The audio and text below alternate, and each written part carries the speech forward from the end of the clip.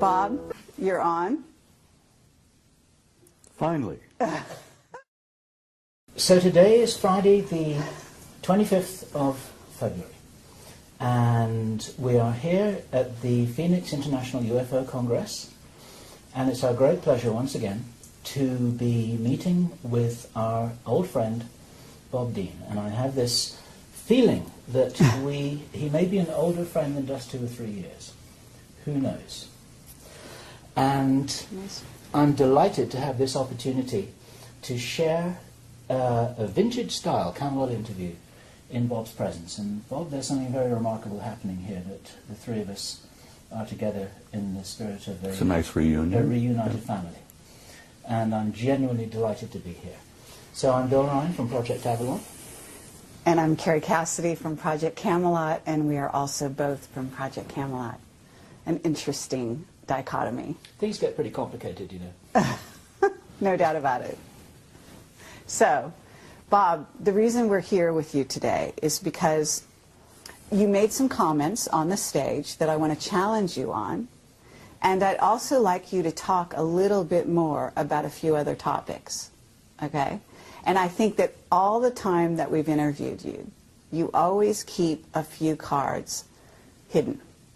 And I would love for you to start to reveal some of those things. And I realize that, you know, you put yourself in danger and other people in danger when you do reveal too much. And so with that in mind, I assume you're going to be as careful as you ever are. I would love you to disclose as much as you can, because who knows how many more opportunities we're going to have to really get you on camera, and especially in this arrangement with the two of us here, just like old times. Well, you know, I have this feeling sometimes that Bob's going to outlive us both, actually. I know, he looks fabulous, so this, you know, it should be against the law to look so wonderful. At, what, 82? Are you 80? I'll be 82 next week. Lovely. All right. 2nd of March. Fabulous. Happy birthday, Bob. And as I said in my speech yesterday, every time I get out of bed, I'm in a state of shock that I'm still here. But I am still here because apparently I've not completed what I came to do. Apparently not. Well, you're needed. That's for sure. What do you feel you are here to do, Bob?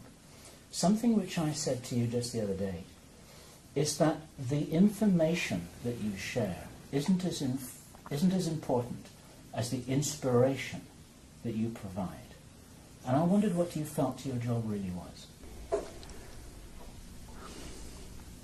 It took me a long time to reach the conclusion of why I really was here.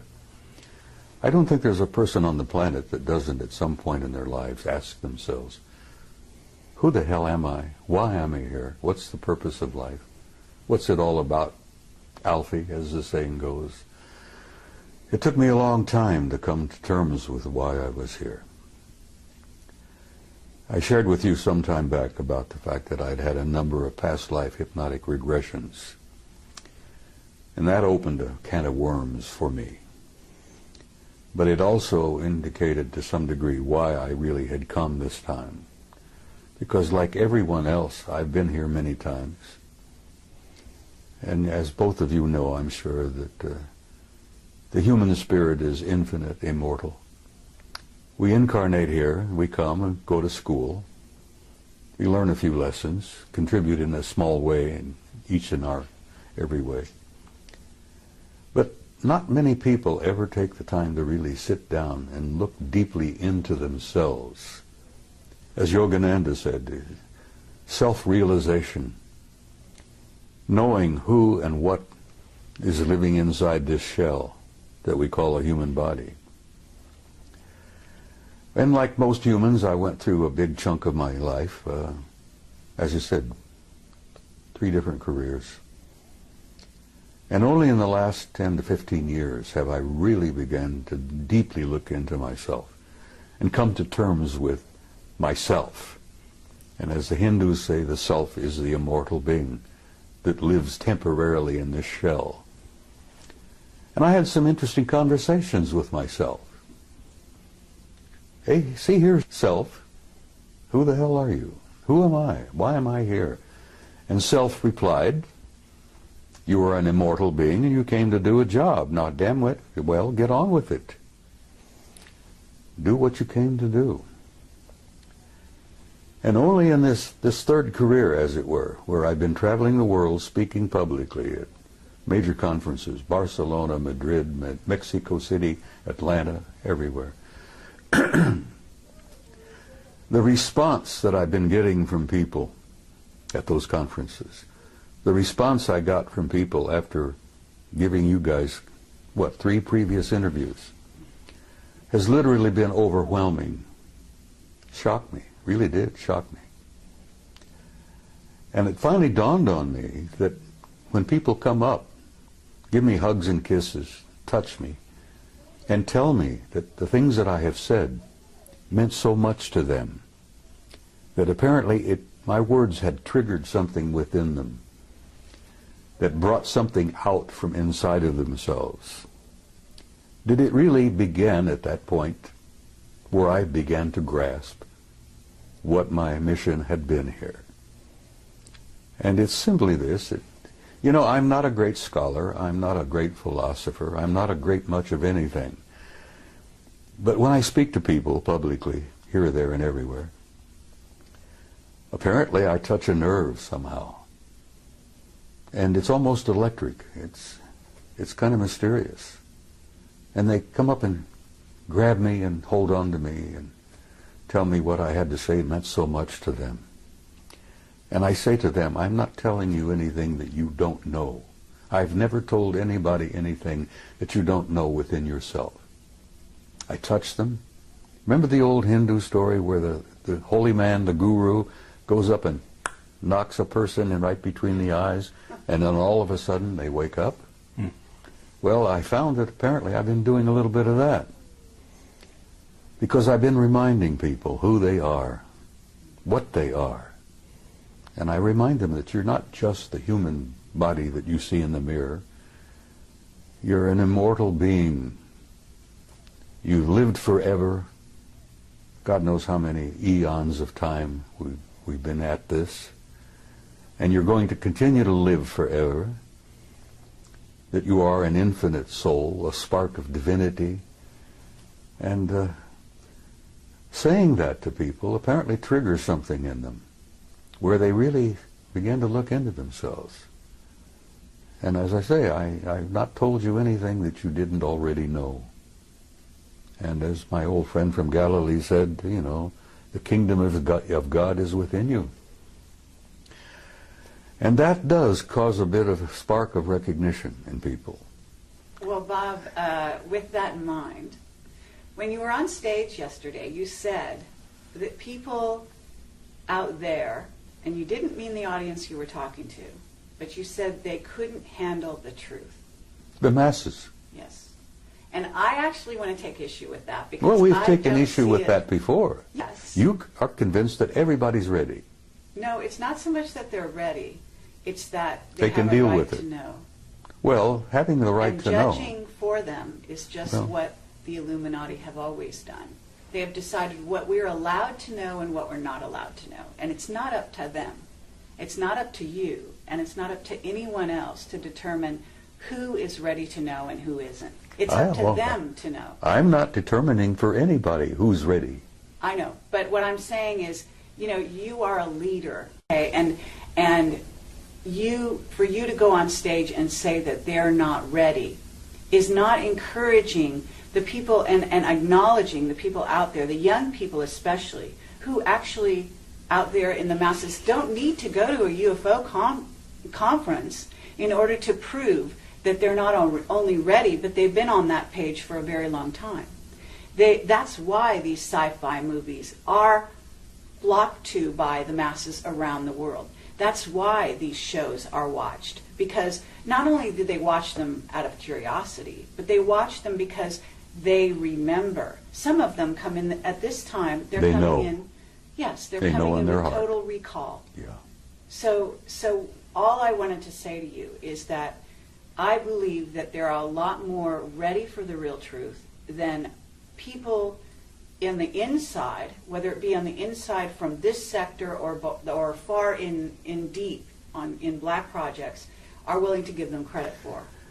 Over the last 20 years, I've noticed a change in human nature. There has been definitely an expansion of consciousness in masses of people all over the planet.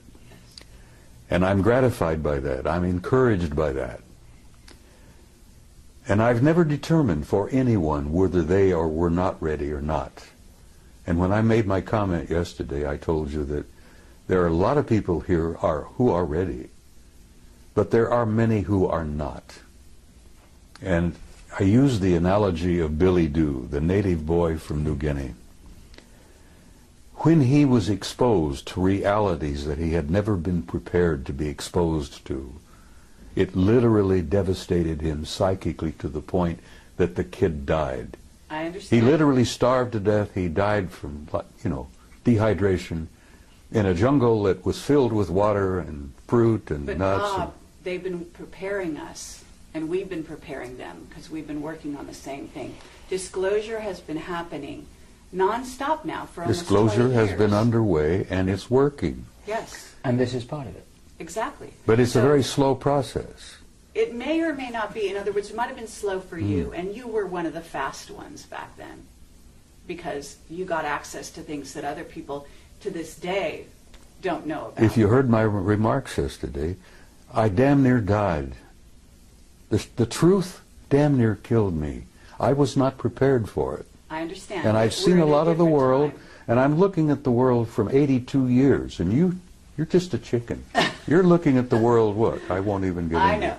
But The point thing I'm making is I understand what you're saying, but I still stand by my point that the masses are not ready, because every time I go out somewhere to speak, I still run into a few open, old, closed minds, and, fundamentalists of any number of faiths who are ready to fight, and they're ready to, get into... Let me just back up a fraction here, because the people watching this video don't know the Billy Dew story. And I wonder if I can summarize it, I think encapsulate... that it's been out there. I had never heard it before yesterday. Oh, And so there are a lot of other people who hadn't. Well, too. the Billy Dew story was included in the Brookings study. Yes. The theme here, it's a true story of a young native boy in Papua New Guinea called Billy Dew, and everybody loved him, and they thought there's a special reward for the fact that he was a lovely young guy. They would show him what the real world, the civilized world, the so-called Western world was like. And they took him on a plane, and they took him to Brisbane, Australia, and they took him to see restaurants and cars and supermarkets and shopping malls and television and movie theaters and all of this kind of stuff, and he couldn't handle it. And this is the story that Bob told in his presentation yesterday. My question for you, Bob, is it possible that that could have been done, could have been accomplished in a kinder, more supportive way that would have enabled Billy Dew to handle the truth? Or was he just dropped in it and then left to his own devices without any support? You see, they didn't really intend to do what they did. And you're right, if Billy Dew had been prepared, he might have been able to survive it. Because the shock of the world that he came from, the psychic shock of seeing the other world out there, was more than he was prepared for. The psychic shock, the spiritual shock to that kid, literally killed him. Yes, he could have been prepared, but they didn't understand that at that mission school in Papua. Their intentions were good. They loved the kid, and they thought they were doing him a favor. And what they ended up doing was murdering him, literally. Yeah. It was naive. It was really naive. Well-intentioned. Oh, very. And as I said, the one that Billy Dew referred to as Good Lady, Yes. her light didn't burn quite as bright after that event because she realized what they had done. Yeah. But is it possible, using that as a metaphor, this is a story that was built into the Brookings report, and we have to assume that somewhere there are a lot of very smart people, some of whom are well-intentioned, who are taking that into account and planning disclosure with that in mind. Do you believe that it's possible that it could be accomplished well? Yes, it's being accomplished as we speak. Right. As you remember, I went on to tell you that a blunt announcement is not what the people are ready for. Yeah. But they are enduring what I call an ongoing disclosure, a process that's been underway for over 20 years now, maybe longer. where they are being prepared through what I call subliminal education, through movies, books, novels, magazines, you know, even games. To say nothing of Project Camelot and Bob Dean. Well, Project Camelot, honey, as I said, you guys have had an impact on the world that I don't even today really think you two grasp. Your impact has been overwhelming. Well, let me tell you the letters we get. We get letters, we get people coming up to us saying we changed their lives. Exactly. Saying they started from zero and that we opened this for them and they basically are growing in leaps and bounds, and they come to us and thank us. Okay, this is the keynote, is that they thank us for that.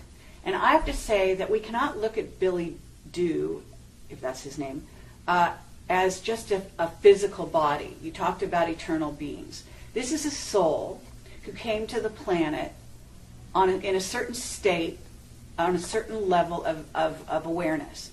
Now, prior to Billy Dew being in Papua New Guinea, he could have been any number of other places, and he was probably a star to begin with. Yeah. And there's also the aspect that this kind of thing could have been targeted to maybe the person that was least prepared in that group of people that he was among to handle these kinds of You see, things. I think Margaret Mead, who I believe was the one who delivered the story of Billy Who Dew. was an Illuminati, yes. Yeah, she was an incredibly bright lady, and she had had years and years of experience working with primitive societies. And I think she was the one responsible for getting that into the study. Yes. And yes, Billy Dew could have been prepared. And can we hear about the people that this changed in a brilliant and wonderful way, whose lives were saved because of it? Because I had a young woman come to me just about a half hour ago, and she's from Puerto Rico. And she said, I have a child, and he is a crystal child, and you saved my child's life. That's what she said. Well, to me. I'm not surprised. And she said, because you interviewed, in this case, it was Jessica Schaub. Regardless of what you think about Jessica's information, and she was young and inexperienced at the time I interviewed her, but there are children out there who saw the mirror of themselves in her, in her awareness and her willingness to embrace this cosmos of which we are a part. And so what I would submit to you is, here we are in 2011, that human consciousness is almost like an animal that's growing as a unity in leaps and bounds, okay, at this time. And you know that we have incredible energies coming into the earth facilitating this growth at this time, unlike any other time in history. And there are many scientists, people like Paul Laviolette, who can substantiate that scientifically for the people that are listening. But the point is that we can't go back to the Brookings report because it's no longer applicable. Well, if it's it still, ever was. it is still national policy, Yes. whether you like it or But not. those are incredibly conservative old men who actually need to be booted out of office. And they're Whether not you think running they should be anything. booted, I agree with you that there are hundreds of thousands of them who should be booted out of office. I've known hundreds of them in my own time. Now, Carrie, I don't disagree with you on what you're saying. That's all. Well, the only disagreement we may have is the timing. Absolutely. Have you noticed the people taking their revolution into their own hands lately? Of course. Okay, these people That's part are of an not expansion. just ready. That's part of an change the expansion of world. mass consciousness. Exactly. That was inevitable.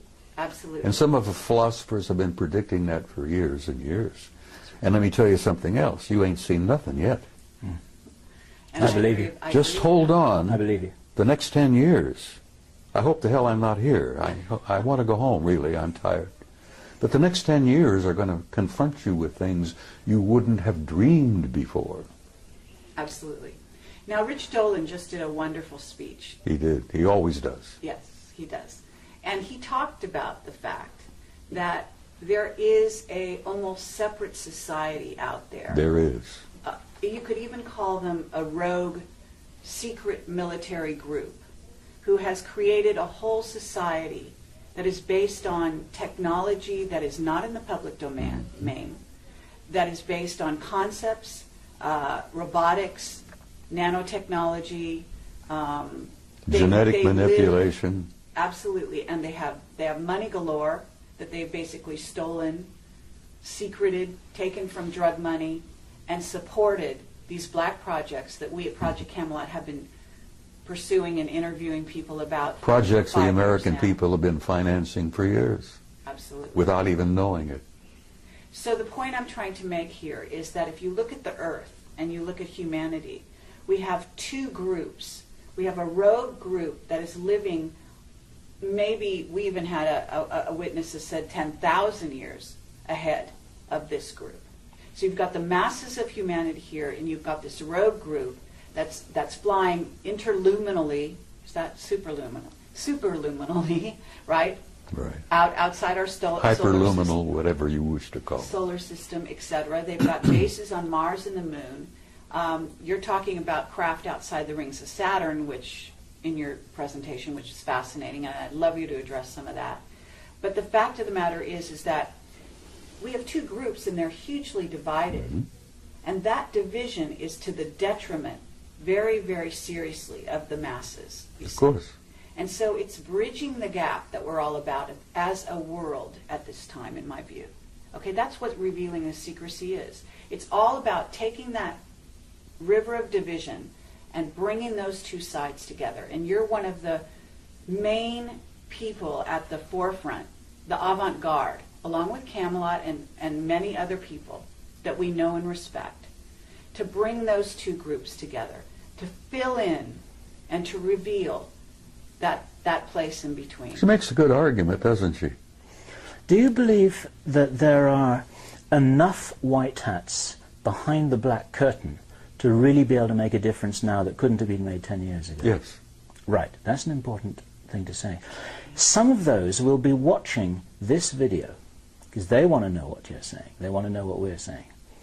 What would you say to them? Because you can talk to them personally right now. Listen, I've met some of them, and they have told me that they support entirely what I've been doing.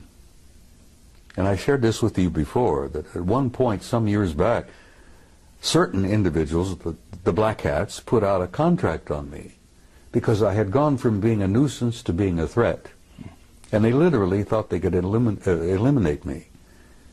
But fortunately, I must have had good friends in high places, and at that time I didn't realize what high places my good friends were in, you know. And the word went out to leave me the hell alone. And here I am, at 82, still alive and ornery and kicking.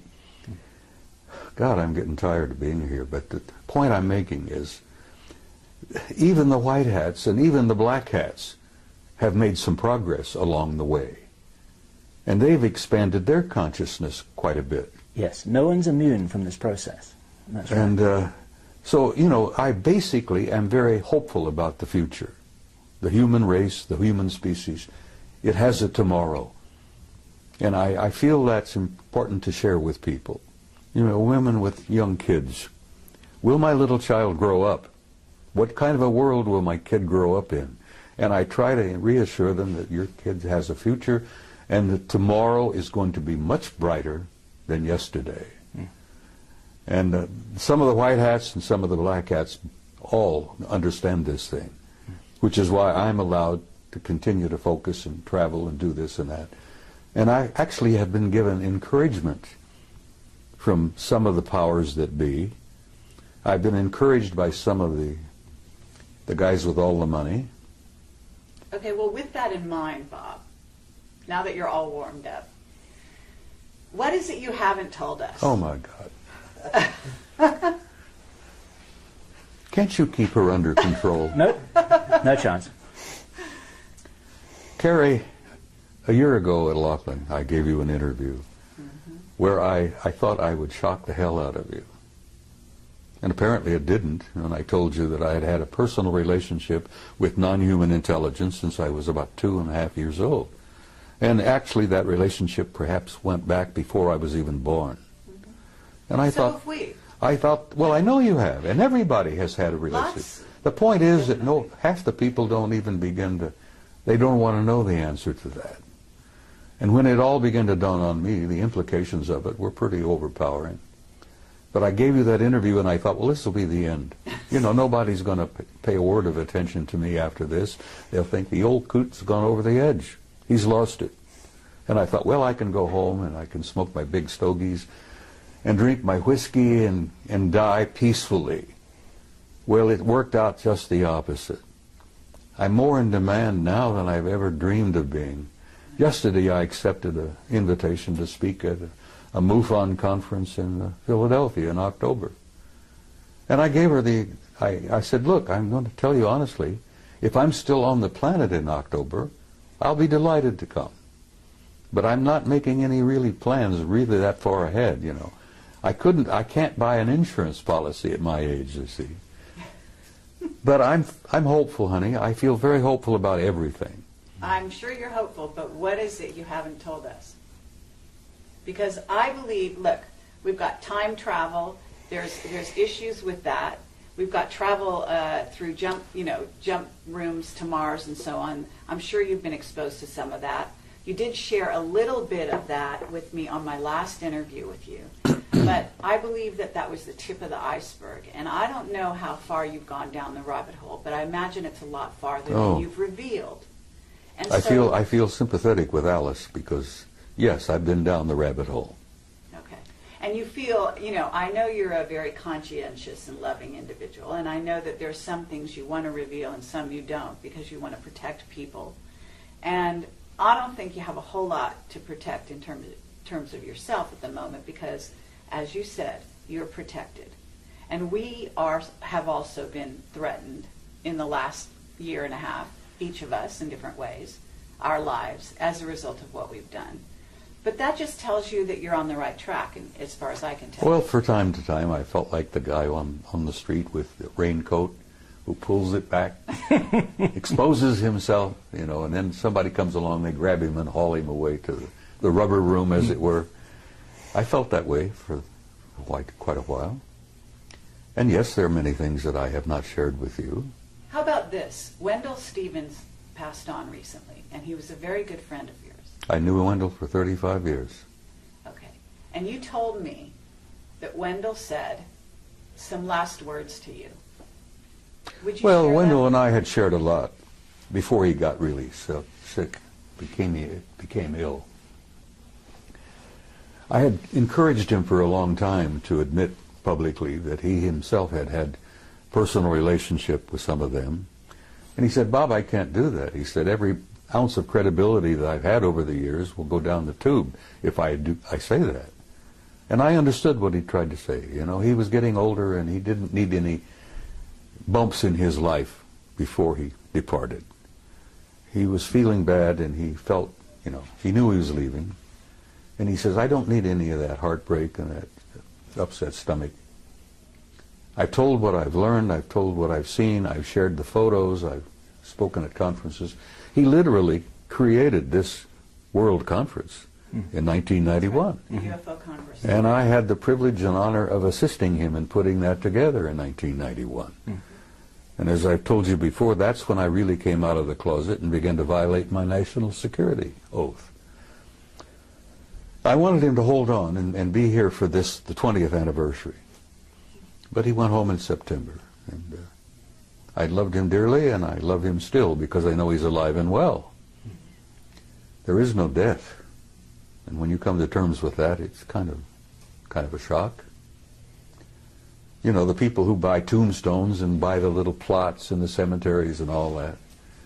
And I say to them, you guys don't understand. Because once the spirit leaves, that's nothing but a husk. Burn it up, sprinkle the ashes, and go on. Imagine how much real estate could be saved if we did away with cemeteries. Anyhow, I'm shaking up some people, I'm sure. There are traditionalists out there who will hear this and think, he's out of his damn mind. But yes, there are things I haven't told you, and there are probably things that I cannot tell you. I think I told you in that interview. What would happen if you did, Bob? Didn't I share with you that they had taken me away for 6 weeks? And that they brought me back 5 minutes after they took me? Okay, I would love you to do that, but I would also like you to say the last words that Wendell told you, because he said some very specific words about what's going on here on the planet. So he told me that from what he'd learned, that we were in for some difficult times. But beyond that? Beyond that, he said, I'll see you tomorrow. Beyond that, though, well, I'm going to reveal it then. I mean, he basically said they're in control. The people, the beings. He in knew control. that, and I've said that essentially. Well, You know, how did he phrase it? You know, well, I will go back to my interview with Bob Bigelow, and I'm banging on the table. And this was years ago when I still got frustrated and expressed my, vented my spleen, as it were. And I'm sitting with Bigelow. I bought him lunch, by the way. Now, I'm one of the few people who can say I took a billionaire to lunch. Anyhow, Bob, if you're watching this, you remember our interview, our talk. I'm banging the table because I was so frustrated and aggravated. And Bigelow said, calm down, Bob, calm down. He says, everybody has an agenda. And I said, yes, that's one of the things I'm angry about. Everybody's got their own damned agenda. And he says, Bob, there's only one agenda. Only one agenda. And I says, what is that? He says, it's their agenda. Always has been, is, and will always be until we grow up. Now, Bigelow shared that with me. Wendell shared that with me. He said he'd learned that, there's only one agenda. They're not only merely in control, they've been in control from the beginning. And they are controlling disclosure. Okay, and they are deciding whether the masses are ready or not. And who is they? Sweetheart, there is indeed a galactic federation. You may think that's a joke. You may think that's a little funny thing from the Star Trek series and all that. There is indeed a galactic federation. And the headquarters is not even in our galaxy. Now you put that in your pipe and smoke it. That there is a federation of advanced intelligence in beings throughout the universe. And the latest figure, 200 billion planets in our galaxy, 200 billion galaxies in the universe. It's probably much, much more. But there is a federation, there is a control, there is a purpose, there is an agenda, and the survival of this species on this tiny zoological garden is important to them. And they are in control of disclosure. They could end it tomorrow if they chose. They'll end it when they have determined that the masses on the planet are ready, and not one instant before will a disclosure literally, in a big way, take place. Now, as I pointed out to you also, it's been my experience, and I've had first-hand experience with this. I've never spoken at a conference in the last 10, 15 years where there wasn't at least one or two of them in the audience. And like Ingo Swann, I've developed the ability to spot them. And I've even had them come up to me. And I think I shared this with you on that interview, where they come up to me after a presentation, shook my hand, and told me how much they appreciated what I had to say. And I've learned that they attend these conferences not to listen to what the speakers have to say, but they're monitoring the response of the audience to what the speakers have to say. Sure. Because they're monitoring of us, their evaluation of our condition is incredibly powerful. There are a bunch of outstanding experts in that group. And as I said, they've been with us since the beginning of time, literally. They created us initially. They genetically manipulated us. They plucked those golden apples and turned us into what we are. Now that process is still underway. Those golden apples are still being manipulated. And we're learning to do that ourselves. But I will say to you again, the psychic shock of learning all of this all at once would be like Billy Doo.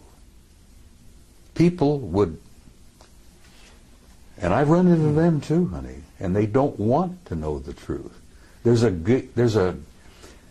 a gut feeling in many people, knowing spiritually, I think, that the truth is more than they can handle at this moment. You see, what I heard Bob saying yesterday, he didn't say that, listen, the movement towards disclosure is something that is ill-considered and unwise, and people have got to be kept in the dark forever.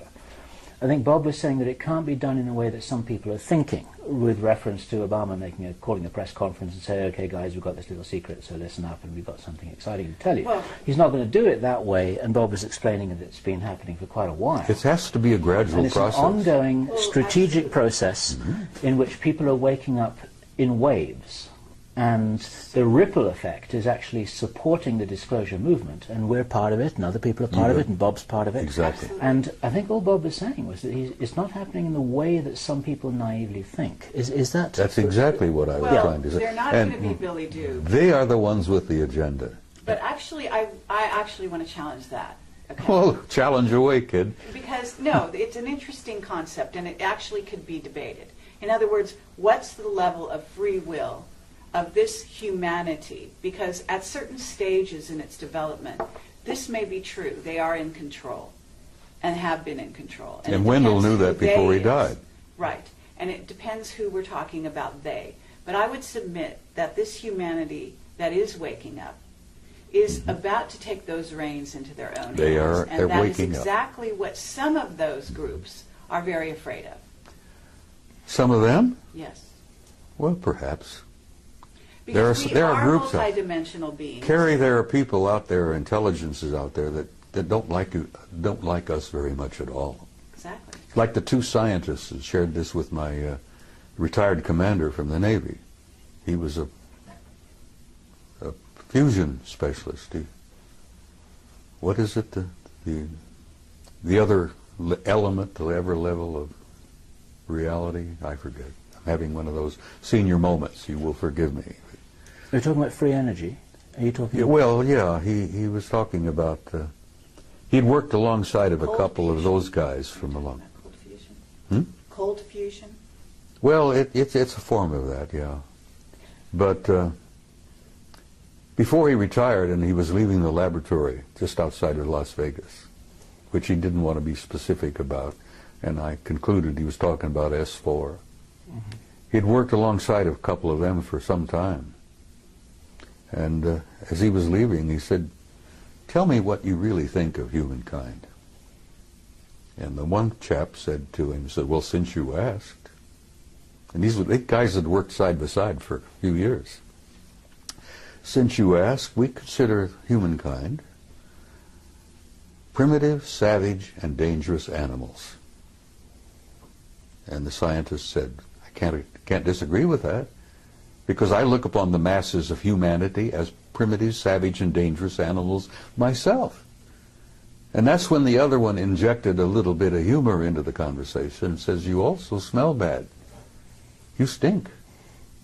And the commander says, "You know, I took my shower this morning," and he's trying to, and they said, no, it's something about your human nature.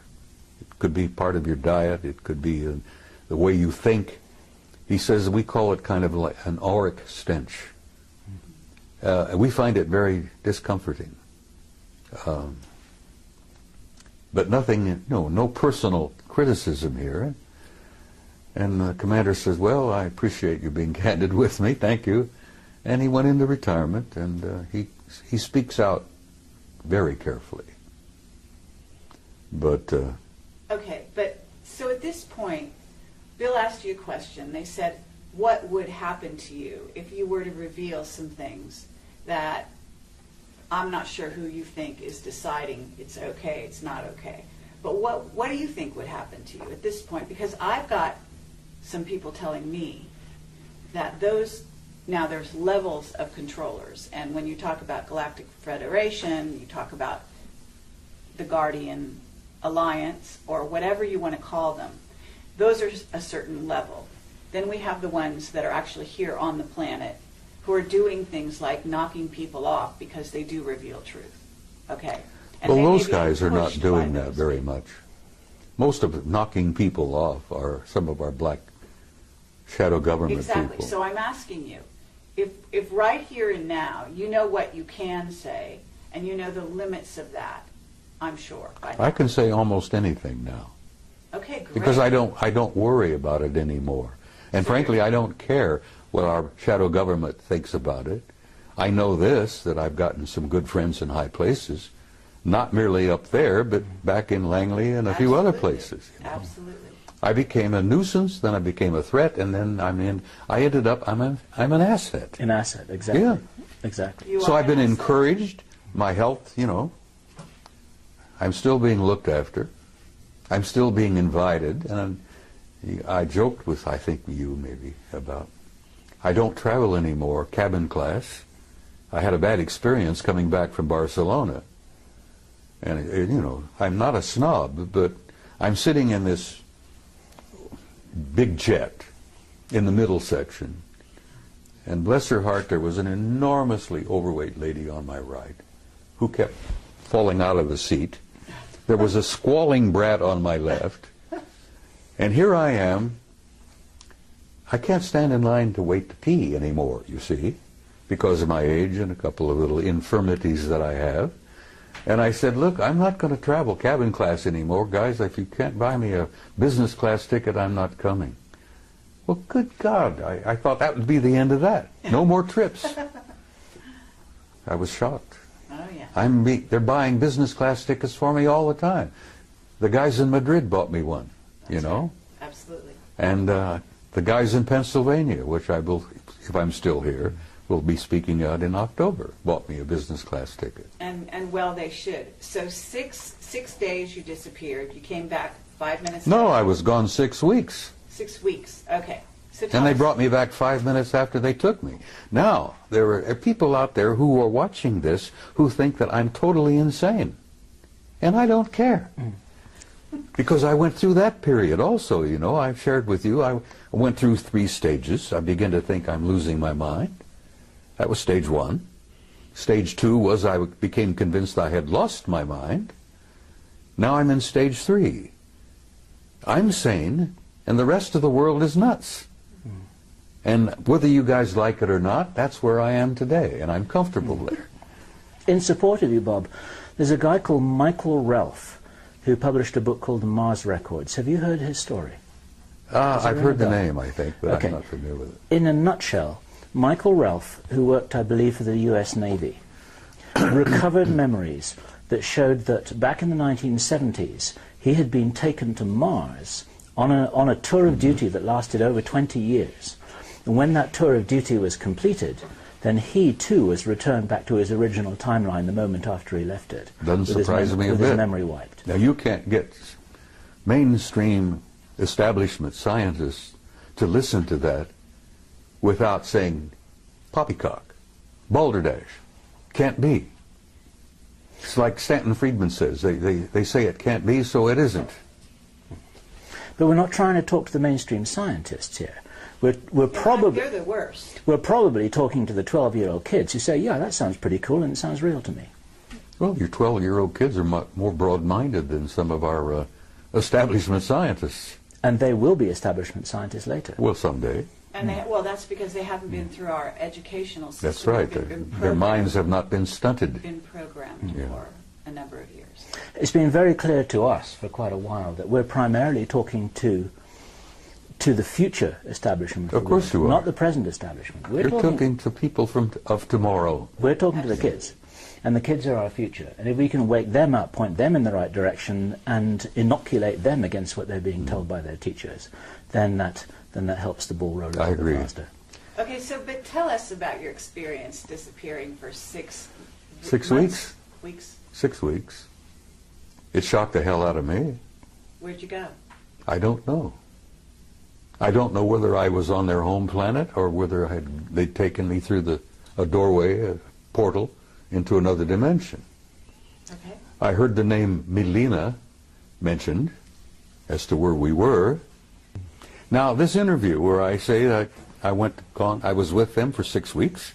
They brought me back 5 minutes after they took me. But I remembered 6 weeks. Are we on camera? We're on camera. All right, well, look, people said, what did you eat? And I said, I asked for bacon and eggs. I had steaks. I had pork chops. Just about anything I wanted, I got. I went to the bathroom. You know, my physical functions continued for 6 weeks. I literally lived 6 weeks with them. and you ask me where, and I can't tell you where, the name Melina came up, and I don't know whether that was a city, because it appeared to be a city of some kind, a community. There were libraries, there were audience halls, lecture halls. God, the libraries, you wouldn't believe. Was it a very advanced society? Oh my God. No, I asked about this. I never saw a fire department, a fire truck. I never saw a cop. I got the impression there was no such thing as a police department. And the people that I was introduced to, people I got to see in 6 weeks, were very human. Look, you know, just like we do. But there was something about them that was totally different. They had an air of peacefulness. They had an air of incredible knowledge. What did you do during that time? Why did they take you? Asked questions and was shown things. As I said, the things that impressed me the most were the libraries, the records. You would call them akashic records, I guess. I was told that in this one facility that every event in the history of the universe was there to be retrieved at will, if you wish. You could bring download literally ancient Greece, the pyramids, the ancient Sumer, the first Anunnaki visit to planet Earth 200,000 years ago. It was all there. The life of every human that had ever lived on this planet was all there in that library.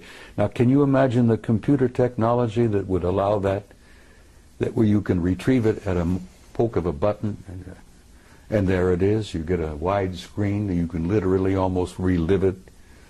The history of the human race was there. So you had the experience that Billy Doo had? I was shocked. Bill, I damn near died. It was not what they were sharing with me and what they were showing me. It was the shock of coming back.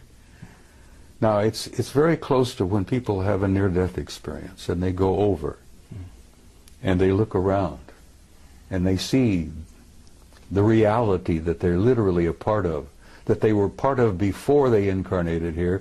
They'll be a part of it when they depart from here. But when you see that, I don't think most of the people I've talked to who've experimented with near-death experiences, very few people want to come back. Some people have begged to stay there. Yep. Now, the shock is coming back and comparing what I had seen with what I've got here. Yep. Now, I've got a body that's beginning to fall apart on me. It's not a lot of fun. It's painful. I look around and I see the heartbreak, you know. Not only do I see the war, I have the grandson who's dying from wounds he received in Iraq. I'm growing older. I'm losing all my old friends. They're going home. Wendell was happy to leave. I won't say that tomorrow night in the ceremony involving him, but he was. He was ready. He told me a year ago, Bob, I'm tired. I want to go home. And he knew where home was. But the shock, the psychic shock that I have experienced, and I told you on that, I spoke yesterday, why I use the story of Billy Doo, because literally it happened to me. The psychic shock of seeing what I saw and being exposed to what I had been exposed to and coming back here. It damn near devastated me. You're saying recently it devastated you, or are you talking about your original exposure? The whole thing, honey, has devastated me. I've been through three wars. It's also enlightened you. You know, it's oh yeah, also made I you think a that lot was the purpose wiser. of taking me. Yes. Yeah, they shook me up, physically and spiritually. There's a book called Don't Fear to Kill a Dead Man. That's the title. Don't what? Never fear to kill a dead man. Huh. You know, humans, before you're awakened, for all intents and purposes, You're asleep. you're asleep. Mm-hmm. Well, It's I've been a form of asleep. death. I've been asleep. So You know, it is I a had shock to I've had wake 3 up. marriages. I fought in 3 wars. I've had 3 careers, And I jokingly say, make that 4 wars after looking at my second marriage. Anyhow, the shock of coming back and... What year was this, Bob? What year did it happen? Oh, God, it was somewhere around... I came out of the... I started speaking publicly in 91. It must have been in the early 2000s, 2002 or 3, somewhere in there. You mean that's the year when you had this experience you're talking about, where I was gone for 6 you were weeks. gone for 6 Then I find out I was only gone from here for 5 minutes. Now you try to put that in your pipe and smoke it. And when I jokingly told you earlier that, you know, I went through these stages where I thought I was losing my mind, and I convinced myself I had lost my mind. And now I'm at stage 3 where the rest of the world is nuts and I'm the only sane person there is, other than you nice people here. You see. Thank you, yes. Yeah, but that somewhere in the No, I think that we're all in 2003 or that place. 2004. You know, No, we're not all in that place. Yes, 90% of the world is still in dreamland. I mean people like us, people that have been through experiences like this. We do tend to look at the rest of the world as if they're crazy, because they appear crazy. Well, look at the wars. War is insane. A sane person would never go to war. Exactly. Well, the 6 weeks I spent with them, and of course I see them regularly. I really am. They take me aboard ship. I've been on board their ships many, many times. You know, I get an evaluation. I think I get a kind of a healing. Okay, do you want to describe the beings you're talking about? Well, aside from the medical guys that look me over and work on me on the ships, which are extremely tall and very thin, they're well over 6 feet. 6'5", maybe 7 feet. Very thin, very trim. They're not emaciated. I mean, they look very healthy. But aside from that, they look human. I've never gotten used to the way they look at you. That really is disturbing. And if you ever encounter one, and you may have, very likely you have, the way they look at you is disconcerting, because they have a way of looking at you deeply into your eyes, and they lock onto your eyes, and they don't break away. Now, we humans don't do this, because we humans have a tradition where we look into each other's eyes, and after a moment or two, it becomes somewhat threatening. Yep. You see? So we human tradition is, don't look into someone's eyes because you're a threat. Okay. Well, they look into your eyes, and they look Or through unless you. you're in love with them.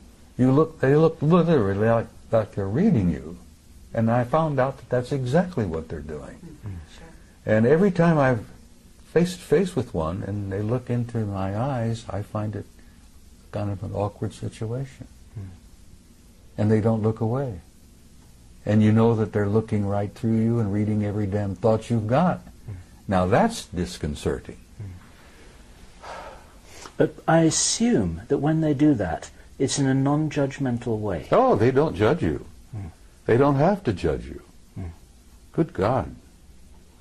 If there's any judgment involved, we judge ourselves. Yeah.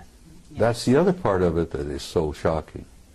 When you learn to see yourself, not only as others see you, but as they understand and see you, that's one of the things that happens in the death experience. The judgment is there, but God is not judging you. You judge yourself. Absolutely. And that's the worst part about it, because every damn experience in your entire life is there in front of you, like a book, or like a movie, like a CinemaScope movie. And you look at yourself, and then you're the worst judge of all, when you look at yourself and say, oh my God. Because in the death experience, and I've been through that hundreds of times, you feel the emotions of every person you've ever been involved with in all of your lives. Every hurt that you've ever given someone else, every insult that you've ever given anyone else. You judge it, you see it, you feel it. You literally feel it, you relive it. Well, visiting with them is almost like a near-death experience. But the psychic shock is coming back and comparing what I saw with them and what I have to see here every day. Little kids on the street that are hungry. People waging war. The people being gunned down in Tripoli by Gaddafi. And I've learned over the years to look around and pay attention. I don't miss very much. I've trained myself. And when you see that and you feel it, and it breaks your heart to see that and to feel that. And then you understand, I think, why I want to go home and where I'm tired. I really am. But I'm going to hang around a little longer because I have been told to. And you're a guiding light to many people. I had one of the best compliments I've ever received yesterday. A young man came up to me and he says, "You know, you're a bridge builder." And I says, that was the origin of the old word pontiff. You know, with the Pope? Yes. The pontiff, the bridge builder. Sure. People don't know that. Many people, even most Catholics don't know that pontiff means builder of bridge, builder of bridges. And that was a compliment, and I gave him a hug, and I thanked him for that. Because that told me that, yeah, maybe I've been accomplishing a few things. Maybe you've done more than you think. Well, if you say so, but I'm holding on to enough ego to live. Because you can't survive on this planet without a little bit of ego. But I don't think I have any vanity left. Well, for every person who comes up to you in person to give you a compliment, there are 1,000 or 10,000 who don't, and who feel the same thing and they never communicate to you. This is what we've discovered. Thanks to you two guys. As I said, you turned me into a damn celebrity, and I didn't want to be. All we did was take a camera and point it at you. And the rest is history, as they say. Some of the vegetarians who are watching this, perhaps, will say, shame on him. Bacon and eggs, ham, pork chops, and all that. It's been my life, for God's sake, you know. Well, they fed me bacon and eggs, ham, pork chops, steak, anything I wanted. And people have said, when I've shared this with a few, were you perhaps eating vegetarian and didn't know it? Maybe they made you think you were eating steak. And I said, well, maybe they did, but it sure as hell tasted good. Tasted like a good T-bone to me. And the bacon and eggs were superb. Well, what did they eat? Well, I'll be frank with you, I don't know. I never watched them eat. They never ate in front of me. But they sure as hell looked healthy. So not any of them had missed many meals. Did this experience only happen once, Bob? That experience, being gone 6 weeks and taken there wherever I was, as I told you, I didn't know whether I was in a city, on another planet, or wherever. Maybe I didn't slip through a portal into another dimension. Okay, Bob. That happened once.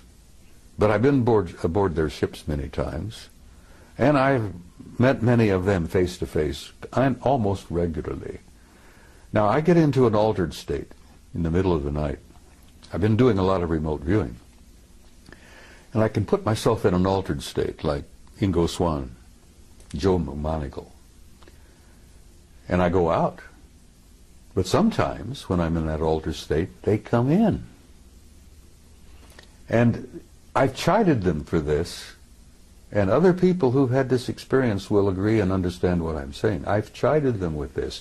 They pour information into my head that's like Niagara Falls. I mean, it comes pouring in, and I'm almost unable to deal with the volume of it. But I've asked for that, so I can't complain about it. But it Information about what, Bob? Everything. Life, death, infinity. Tomorrow, yesterday, I told you in an interview that I've come to a point where I really can't tell the difference between yesterday, today, and tomorrow.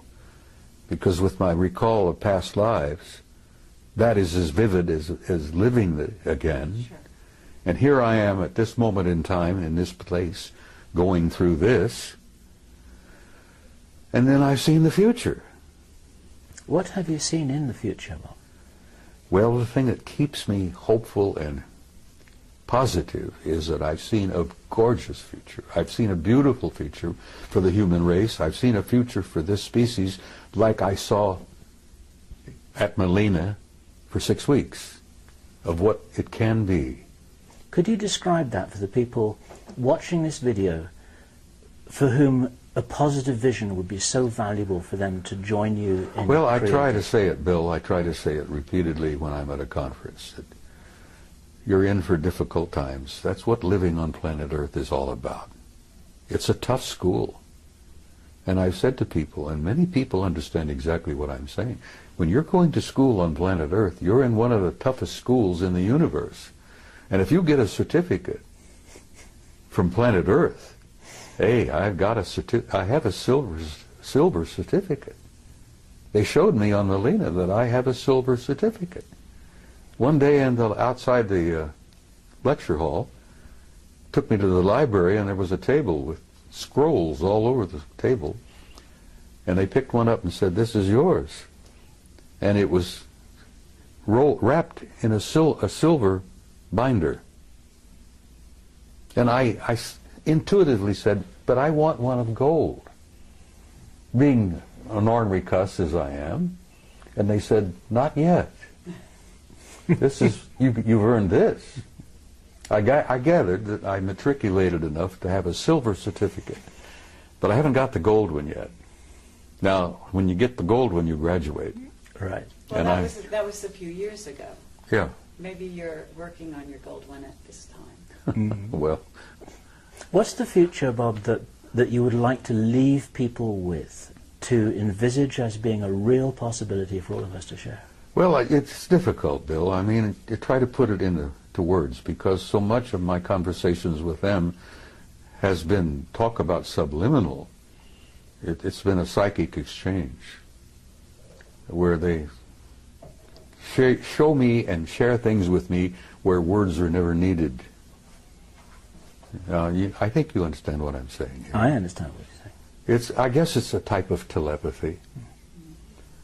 Because I had seen many times in my visit there that they didn't seem to talk to each other verbally very much, but they all seemed to know what each and everyone was doing. They were communicating with each other subliminally. I would leave in closing, just briefly. There is no death. People should not fear death.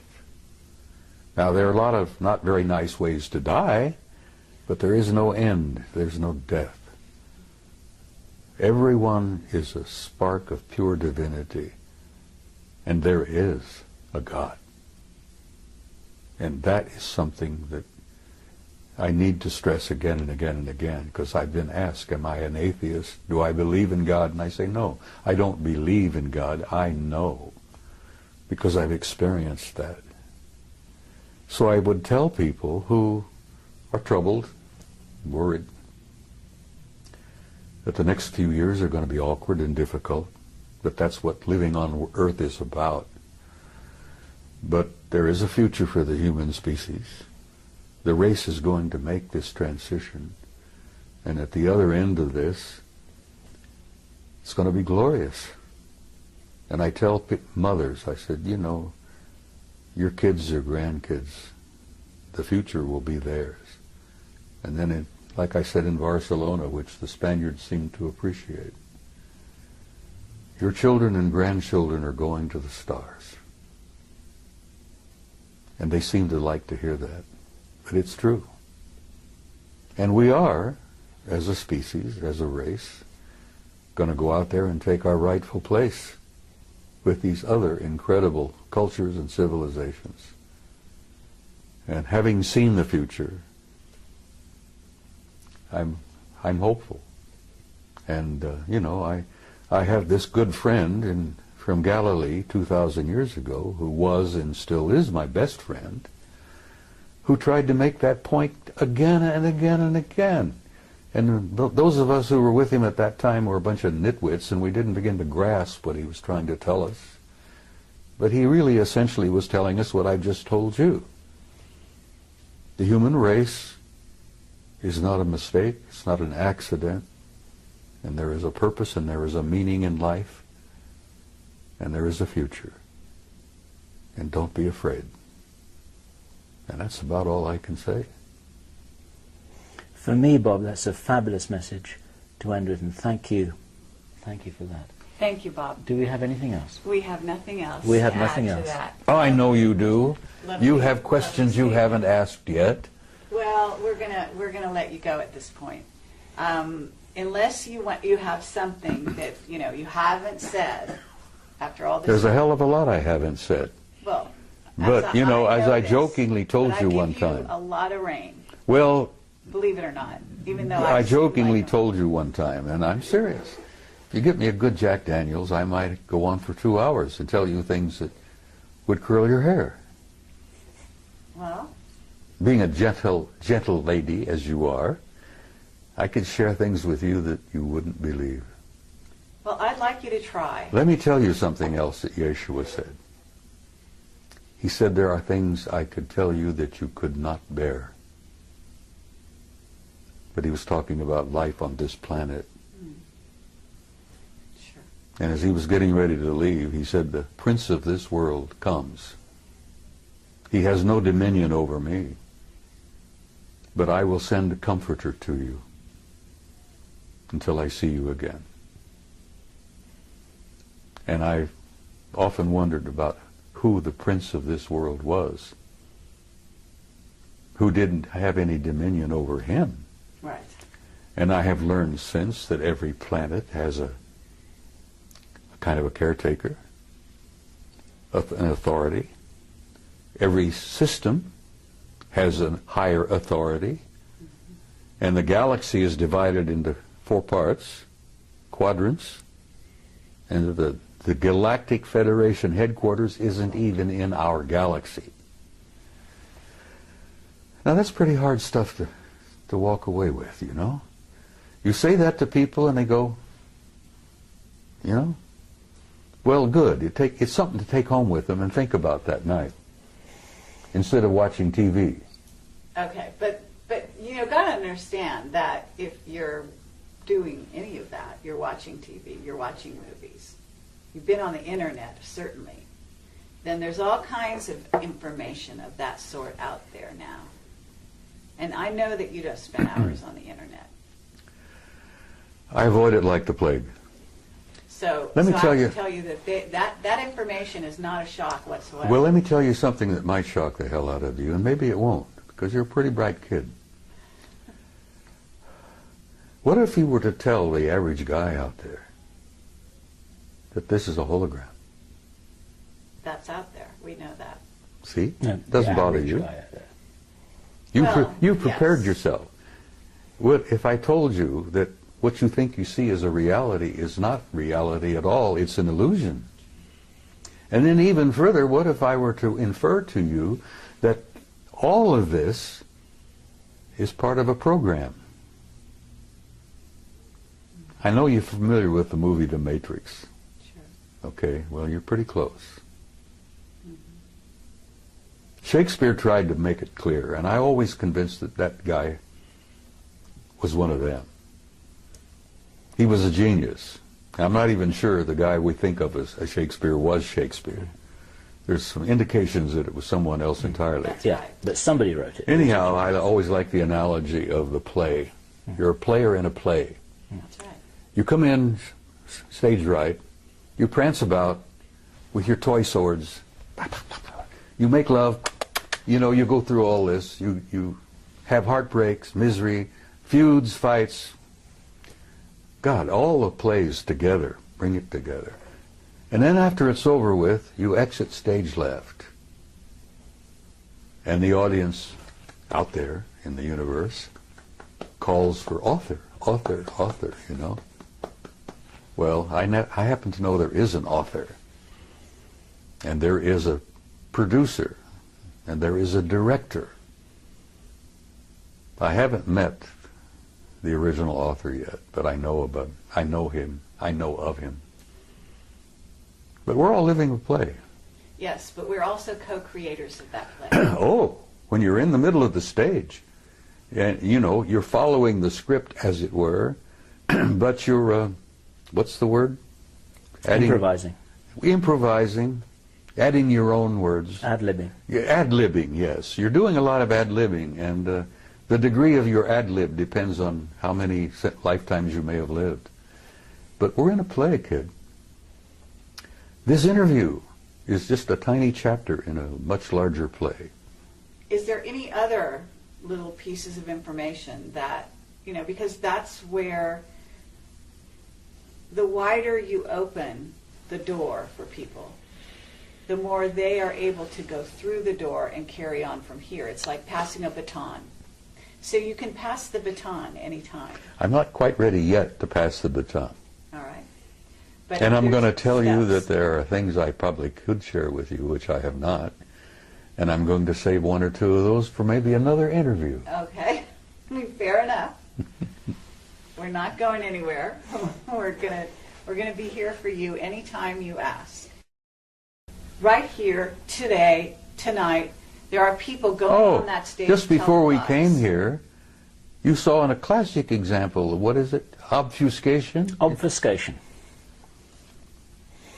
An elderly gentleman, a Terrible. retired military officer, tap dancing all over the damn place. Exactly. Yes.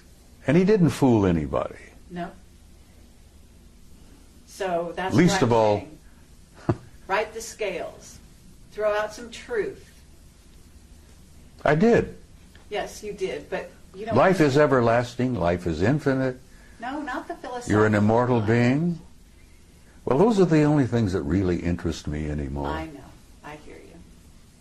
Now, I know what you're looking I for. don't You're have looking any for the Jack down and Daniels dirty reference, stuff about politics, the military-industrial group, the shadow government, the next major catastrophe. Well, I wasn't going to ask you to predict the future. That I wasn't going to do. Well, I already did. The future is Yes. bright, but there's some Absolutely. The bumpy. very long There's a range, bumpy that's road very safe. between now and I hear then. you. All right. Are we done? What I would like to say, Bob, is that this is good enough for me. And let me shake your hand a second time. Thank you. Thank you, sir. Thank I look forward to the next one. She's never quite finished, is she? No. She's absolutely. never quite finished. Well, I love her dearly. I've adopted her, sort And of. so do I. Okay. Well, thank you very much, Bob. Sweetheart, it's my pleasure. You take care, and we'll come and share some Jack Daniels and talk to you off camera. Is it permissible badger for me you to some sip more. Jack Daniels on camera? Sure. Well, okay, we'll do it next time. All right.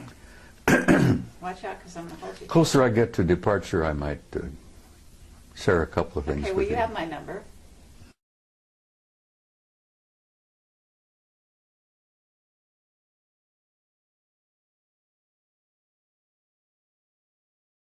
We're rolling. Okay. Well, Is that- I'm just not going to let you this- get away with murder. That's okay. Oh, Bob. Oh, I would never think of that at all. Yeah, why? It's I'm a- just that, you're kind of a wily old guy. Go ahead, use the word you were thinking of. Yes, a wily old.